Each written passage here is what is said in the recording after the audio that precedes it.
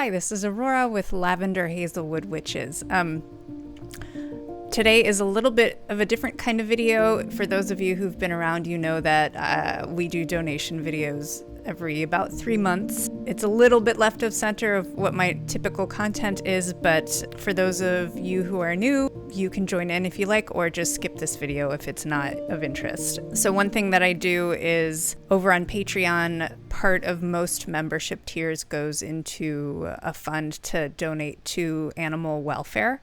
And the organizations that we pick from are collected from you guys and me too. I add some in occasionally. And so when the animal welfare fund called Morley's Friend Fund, it's a legacy from my last dog who passed away, gets to $100. Then I draw from this bag the names of the possible recipients, and then we donate that money based on polling. The first poll is here on YouTube, and then the second poll is on Patreon in the paid membership tiers. We last donated to Mutt Scouts in Southern California, and they rescue dogs from Mexico and the Southern California area. That was after the fires that happened in January. In totality, we've donated over $1,000 over the last 2 years. My ultimate dream would be to be able to donate monthly to designated rescues that we've picked. If you'd like to hop on and become a Patreon member at the $10, in the US currency, it would be $10 and greater. Half of your membership money goes into this pool to help fund these rescue organizations. We're going to donate on the full moon, and there's also an option to do a one-time donation if you're so inclined, and you can do that at the Ko-Fi or Ko-fi link below. We do already have a one-time donation this month, so we'll be able to donate $120 instead of just $100 at this point. Thank you, Josh, for that. And last month we were also able to donate $159 because of the extra one-time donations that we got in that month. I'm going to show you who I pulled out of the bag yesterday. Sorry I don't have that on camera.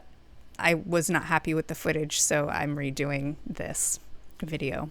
The first rescue I pulled is actually a rehab out of Mississippi. It's not focusing, is it? It doesn't want to focus. All right, I'll just read it to you.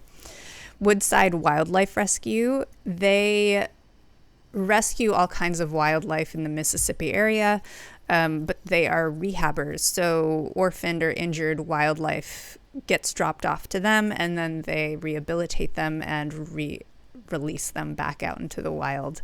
I discovered this particular rescue actually on YouTube. There was a woman who either worked for them or volunteered for them, and she is focused on the beavers that are in the area. So she has a YouTube channel full of beaver footage that you can watch that she's been caring for a while. So you can find out more information at the link in the description box about any of these rescues.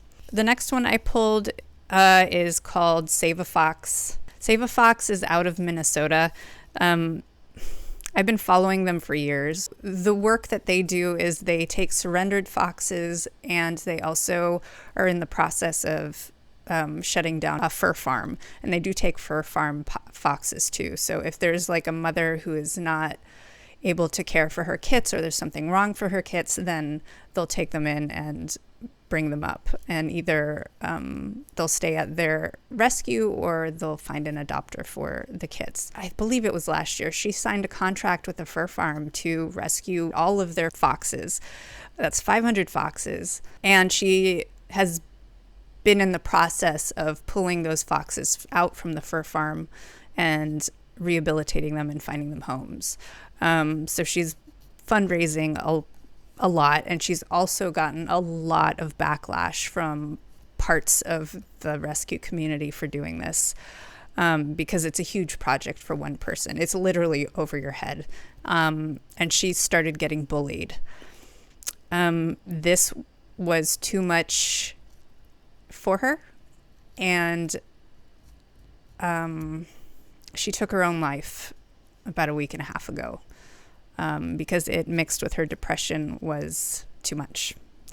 And she left behind a husband and a child, and and a sanctuary now that he has to care for on his own without her. This is a really sad and preventable thing. Please, please, please be nice to your creators. If you're not familiar with rescue, there can be a lot of aggression towards each other if you don't agree with what somebody's doing. I've seen it. I've experienced some of it. People who are literally doing the same thing because they don't agree with somebody's methods can get really belligerent and bully. It doesn't matter what community you're a part of, but I've seen it in the witchcraft community too.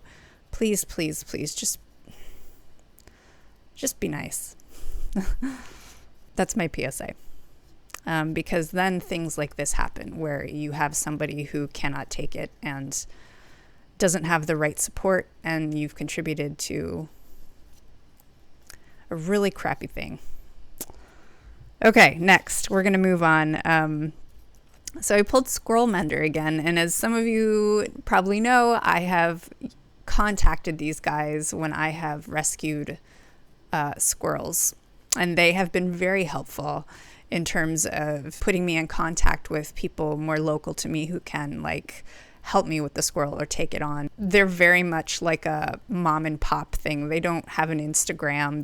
They're not on social media. They have a really basic website, but they're dedicated and take in other animals, not just squirrels, like opossums and other small animals as well. So they were pulled out of the hat. And then the wombat guy was the last one that I pulled out. And the wombat guy is out of Australia, and he helps wombats with mange. And if you know anything about mange, because our dogs and cats can get it as well, and other animals too, like foxes and coyotes, and it's a parasite that affects the skin, and it makes the skin very uncomfortable. It makes it cracked and bleeding and hard, and it's very painful, and animals can die from it.